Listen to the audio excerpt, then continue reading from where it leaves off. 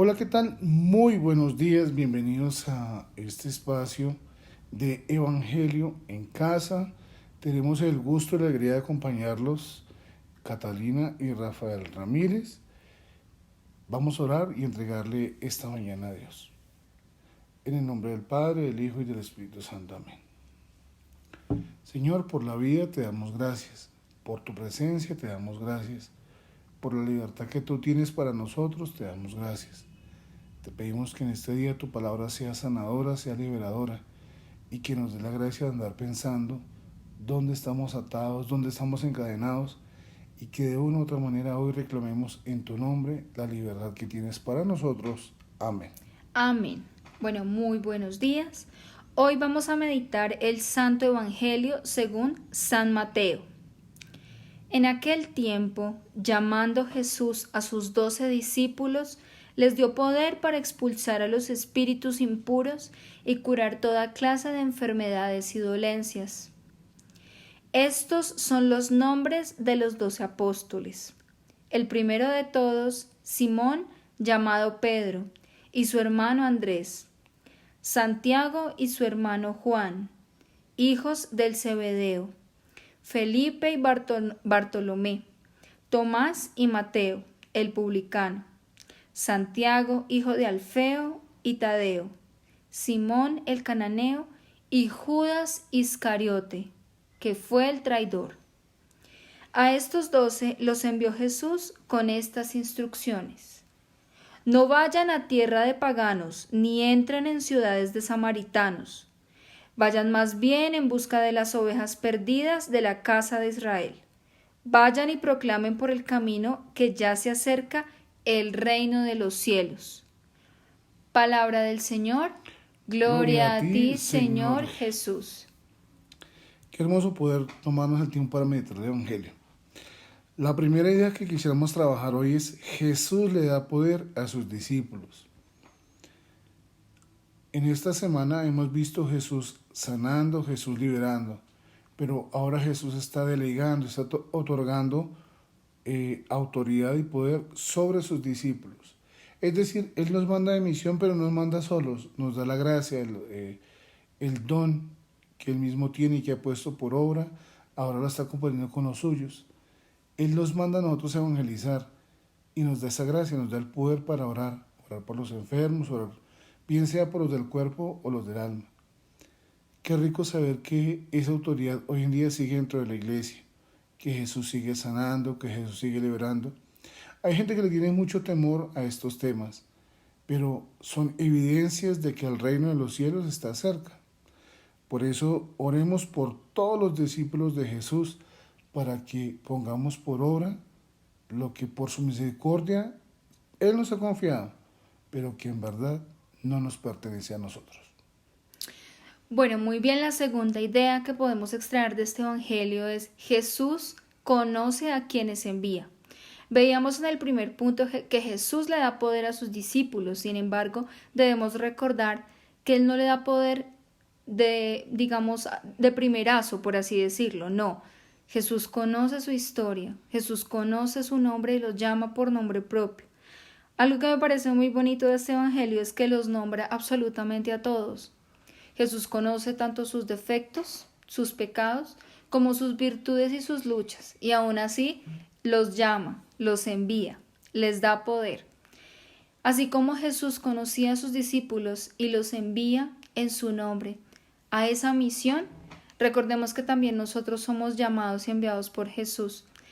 Pidámosle a Él que podamos escuchar esa voz y ese llamado, pero sobre todo, más que escucharlo, poder acogerlo y obedecerle a Él, porque vale la pena. Jesús, a pesar de conocer nuestras debilidades, nos llama por nombre propio. Recordémoslo en esta mañana, por favor.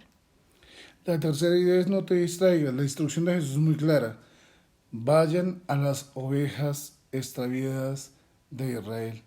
Hay un pueblo determinado, una misión concreta, un pueblo concreto. Cuando dice que no se detengan a tierras samaritanos o de los gentiles, ese no les corresponde a ustedes. Mucha gente lo va a leer y en primerazo parece como un desprecio, pero realmente lo que Jesús les está diciendo es: enfóquense.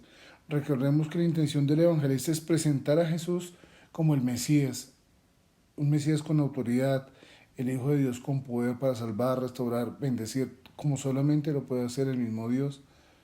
No nos distraigamos, enfoquemos lo que estamos. Somos esposos, enfócate. Eres esposa, enfócate. Eres papá, eres mamá, enfoquémonos en aquella misión que Dios nos puso, en aquello con el cual Él nos dio su poder, su gracia, su autoridad, su bendición. Enfoquémonos. Tratemos de hacer una cosa a la vez, porque si no al final nos podemos distraer y al final terminar perdiéndonos. Por eso no se distraiga, no se quede a mitad de camino. Es una invitación a seguir plenamente a Jesús. No solamente quedarnos en los actos sobrenaturales cuando Él sana y cuando libera, no. Es seguir caminando con Él, incluso camino a la cruz. Bueno, y finalmente queremos hacernos una pregunta. ¿Qué pasó con Judas? En la parte final del segundo párrafo dice, y Judas Iscariote, que fue el traidor. En otras traducciones dice, el que lo traicionó. Nuestra naturaleza humana es tan frágil y Jesús lo sabía. Todos tenemos un potencial para ser discípulos amados, pero también para ser Judas, los traidores. Que no se nos olvide esto, porque muchas veces nos encontramos bastantes ungidos, bastantes llenos de dones, vemos que Dios obra por medio de nosotros, que Jesús dice que si creemos en Él podemos hacer incluso obras mayores. Si llegamos a ver que eso pasa por medio de nosotros, el ego puede tendernos una trampa y podemos llegar a caer en la traición hacia Jesús. No lo hagamos. Estemos vigilantes desde nuestro corazón, de nuestros pensamientos, más aún de nuestras intenciones, porque recordemos que todo nace en una intención y nadie más que Jesús nos conoce esa intención. Entonces, recordemos que podemos ser discípulos amados, pero también podemos llegar a ser como Judas, podemos llegar a traicionar a Jesús. Cuidémonos mucho de eso. No solamente podemos traicionar a Jesús, podemos traicionar a nuestro hogar, nuestra familia, nuestra pareja. Podemos traicionar la misión que Dios nos ha encomendado con una profesión, con un trabajo, con un negocio que administremos. Hay muchas formas de traición. Y recordemos que si traicionamos esa misión que nos ha sido encomendada, en primer lugar el hogar o la familia, podríamos llegar a caer en traiciones mayores. Entonces vigilemos nuestros corazones, pidámosle al Señor que nos purifique y sobre todo que podamos ser fieles, sin aspirar a grandes dones. No aspiremos a grandes dones, simplemente aspiremos a ser realmente cercanos e íntimos con Jesús. Vamos a orar en el nombre del Padre, del Hijo y del Espíritu Santo. Amén. Señor Jesús, gracias porque tú nos conoces nuestra historia, nuestras debilidades, y aún así, Señor, nos llamas, nos otorgas poder, nos otorgas, Señor, autoridad en tu nombre, para poder hacer obras, para llenar de tu palabra, para llenar, Señor, de tu grandeza este mundo, de manera especial, Señor, nuestro hogar. Señor, gracias porque conoces nuestras fragilidades y aún así sigues ahí.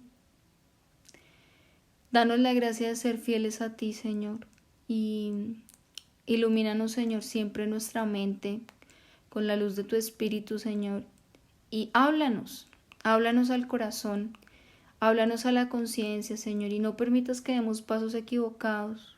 No permitas, Señor, que llegue a nuestro corazón la traición, la falsedad, nada de esas cosas que te desagradan, Señor, y si por algún motivo llegaran, danos la gracia, Señor, de corregir nuestro camino, para poder, Señor, glorificarte, para poder, Señor, serte fiel, pero sobre todo, Señor, para devolverte, aunque sea un poquito, Señor, de lo que tú mereces, porque nunca podremos pagar todo lo que has hecho por nosotros. Sin embargo, Señor, nos das la gracia de estar contigo, de difundir tu palabra, de compartirla, pero sobre todo de ponerla por obra, para realmente cumplir la misión que tú nos has encomendado. Amén. En el nombre del Padre, del Hijo y del Espíritu Santo. Amén. Amén. Muchísimas gracias por su tiempo, por compartir el Evangelio a otras personas, por darle me gusta, por suscribirse al canal. Gracias, en una frase, por ayudarnos a evangelizar. Bendiciones y un muy feliz día.